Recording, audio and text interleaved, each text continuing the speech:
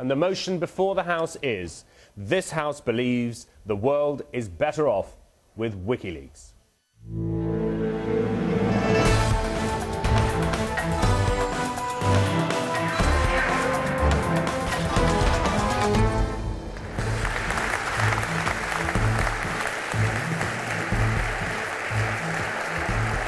Ladies and gentlemen, a very good evening to you and welcome to the latest in our series of Doha Debates, coming to you from the Gulf state of Qatar and sponsored by the Qatar Foundation.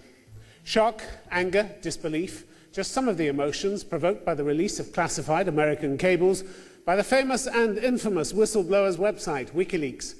In the US, Sarah Palin wants to see the group's founder hunted down. Others would like him charged with whatever they can make stick in a court of law. Their claim that diplomacy needs its secrets kept, otherwise it'll simply grind to a halt with everyone the loser.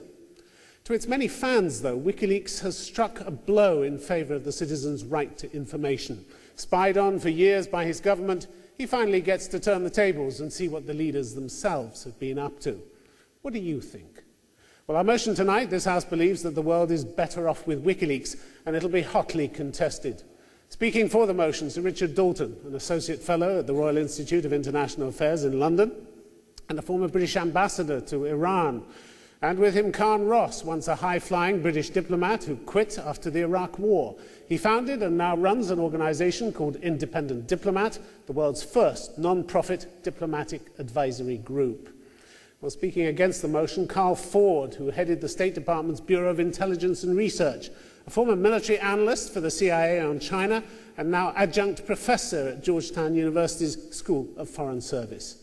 He's joined by Scott Gilmore, who founded the humanitarian group Peace Dividend Trust and had a variety of sensitive postings while working for the Canadian Foreign Service, notably in Indonesia during the collapse of the Suharto government. Ladies and gentlemen, our panel.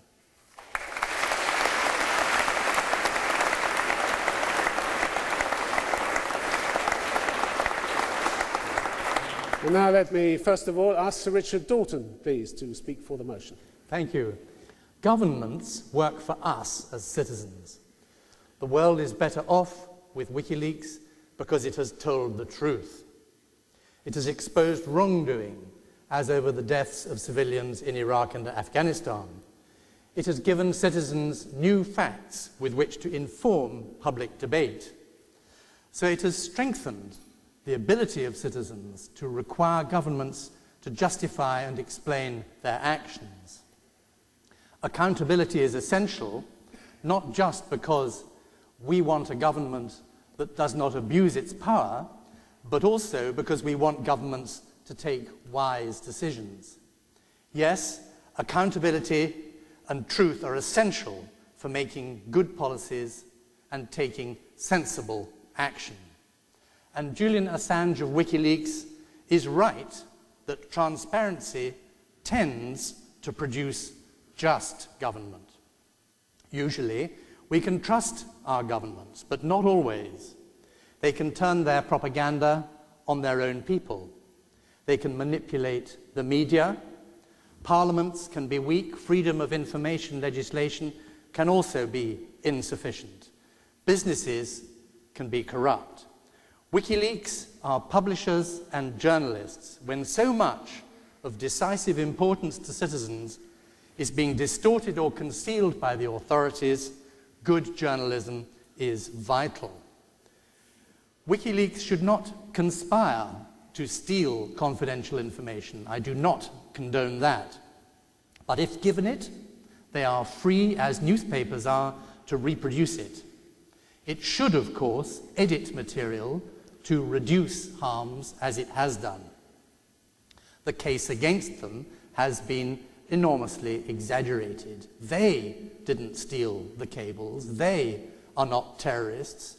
They have not wrecked any country's vital interests. Would you come to a close? The State Department of the US says that little lasting damage has been done to US interests.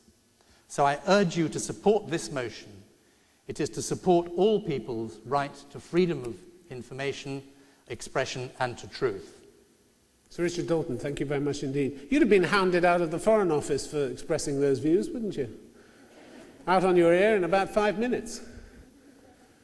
And if you'd still been in your position as ambassador in Tehran, you wouldn't be espousing those views either, would you? Well, I always wanted, when ambassador, to write in such a way that I would justify what I was saying to my government if they had challenged me with it. But what about your sources? What about those little asides at dinner parties and the valuable little meeting in a market where somebody slips you a bit of confidential information?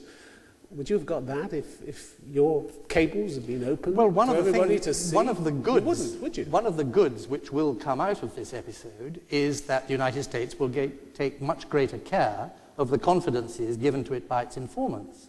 It failed at the level all of those confidences won't be forthcoming. All those confidences won't be forthcoming. Design of systems, and at the level of motivating its own staff. So it's time that there was some accountability for the mistakes made in the State Department and the Defense Department. Yes, but let me just take you back to your days in Iran. Somebody's going to slip you a piece of very confidential information.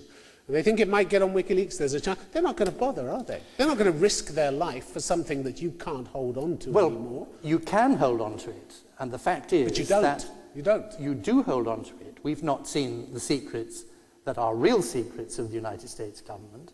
Those series of telegrams which contain the real hard stuff have not been put into the public domain. It's only a matter of time, isn't it? It's a matter of trust. It's a matter of the ambassador, in my case, being able to assure the informant that, yes, we take proper care of the confidences given to us. And that will still be possible in future. You said you want accountability. You want accountability from governments. What about accountability from WikiLeaks? Who are they accountable to? They're accountable to the court of public opinion, and if they break laws, then they have to be accountable and that's good enough. As well. Who can hold them to that? What does that actually mean? It sounds good. It doesn't mean anything, does it? Court of public opinion. They can't haul them into a court and get redress for something they've done. You can't even find them. If they haven't, it's a bit late, isn't it? If they haven't broken any law, why should they be hauled into court? Sir Richard Dalton. It's a question I think the other side will answer. Thank you very much indeed. Could I please ask Carl Ford to speak against the motion? Thank you, Mr. Chairman. Ladies and gentlemen, I came to the debate tonight thinking that most of you would agree that diplomacy is an essential element in international relations, and that trust is an important aspect of all diplomatic communications, if for no other reason than the fact that misunderstandings have been a major cause of war and political disputes throughout history. Those who support this motion tonight would have you believe that these principles are no longer important. I hope most of you disagree. Julian, of course, says WikiLeaks disruptions are justified because he's helping the American people. Apparently, he believes it's his mission to uncover illegal U.S. government activities. He hasn't shown me any yet, any illegal activities. Maybe he's saving the best for last. I don't know. But certainly, we in the United States are no strangers to misconduct by government officials. But instead of relying on Julian, we have independent inspector generals. We have whistleblower laws. We have congressional oversight. We have courts to ensure that our law enforcement and intelligence organizations don't overstep their authorities. In the case of WikiLeaks, however, Julian did far more than speak his mind or express an opinion. He attacked the United States. Well, some of you may agree that the United States deserves attacking and applaud the damage WikiLeaks has done to us. I, of course, disagree on both counts. Thank you. You say that WikiLeaks hasn't uncovered any illegal activity.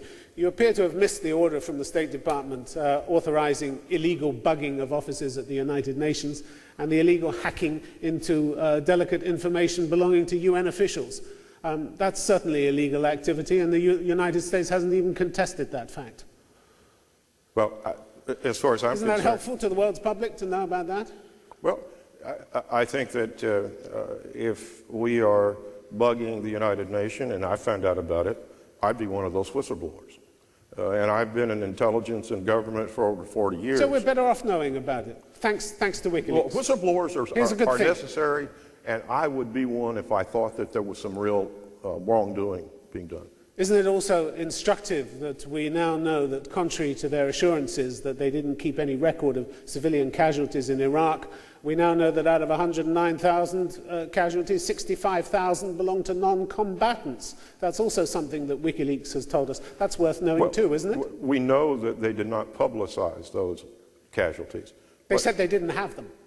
They knew what they were. They kept close. So they lied. They lied. No, I think that not everybody... So WikiLeaks has caught them in a lie. Not everybody in the field knows exactly what's going on and what's not going on. But Carrefour, they did know. They said they didn't. Now it transpires they do. It's a straight lie. No. If you believe... You can't have it both ways. Well, you can't be a little bit sure and...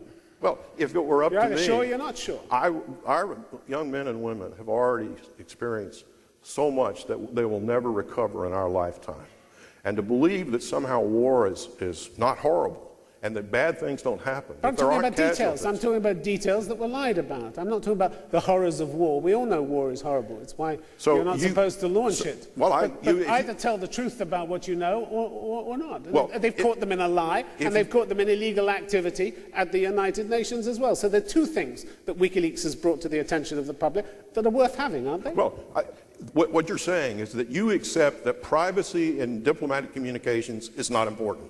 I don't believe you believe that. It's only important if people tell the truth, but they lie a lot, don't they? No. So what other chance does the public have to get at it? You can't get away with that. The fact is you're saying that diplomatic... I'm not getting away with it. They're getting away with it. WikiLeaks is getting away with it. By your questions, you're saying that you don't think diplomatic communications of any country should be private. And that's nonsense. I'm not saying that. I'm not saying that. Come forward. Thank you very much indeed. All right. Let me now ask, please, Khan Ross to speak for the motion. Thanks, Mr. Chairman. You seem to have been doing a pretty good job speaking for the motion for our side of the table already. Anyway... I don't think Sir Richard Dalton thinks that. There you go. I tease. Greetings. If governments told the truth, we would not need WikiLeaks. But unfortunately, because they do not, we do need it. I know this not from academic study or observation. I know this from direct personal experience. I was a British diplomat working on Iraq for several years for the British government. That government did not tell the truth to its own people. It exaggerated the case for war. It ignored available alternatives to war. Parliament failed to scrutinise the government. So did the press. We need something more. The leaked cables reveal a devastating picture of governments saying one thing to each other in secret and quite another to their own publics, particularly here in the Middle East. Presidents lying to their parliaments about US military attacks in their own countries. Intelligence chiefs plotting to destroy opposition groups in their own countries. Almost no decision is better for being formulated or conducted in secret. Before resigning from the British Foreign Office, I worked on some of the most difficult and sensitive issues in foreign policy: Afghanistan, terrorism, and Iraq. And my experience showed me that far too much is kept secret, covering up both good but also bad. The phenomenon of WikiLeaks will, I hope, make governments think again. Governments should at last realise the necessary truth that what they do in private should match up to what they say in public. And for this pressure, we have to thank not our parliaments, nor our congresses, and nor, Tim, I'm afraid, the press. We have to thank WikiLeaks. Could you come to a close, I urge please? you to support the motion. Thank you very much, Khan Ross. What about those people who are damaged by WikiLeaks? What about them? What redress do they have? There's no evidence that anybody has been damaged. I mean, this yes, claim there is. I mean, Morgan Tsvangirai, the embattled Prime Minister of Zimbabwe, is facing an investigation which could result in a full-scale prosecution and a death sentence if he's found guilty. That's pretty damaging. It was already well known that Morgan Tsvangirai was plotting against, quite correctly, plotting against the Mugabe government, and he's already been tried for it. And the WikiLeaks cables doesn't reveal anything new in that regard. And the Afghanistan, the release of the tribal elders, names of tribal elders, community members who met the United States and NATO forces. Well, no danger to them at all? There you have a point, I must say. I think WikiLeaks could have done a better job in redacting and editing the information to make They sure could have done that a no better harm, job. no I mean, harm this is isn't done. a parking offence. These are people's lives we're talking about. I mean, you may say, oh, could have done a little better here. It's people's lives. If they're out there to do good, this doesn't do it, does it? I think the obligation to do no harm and to be accountable and to be transparent applies as much to WikiLeaks as it does to governments.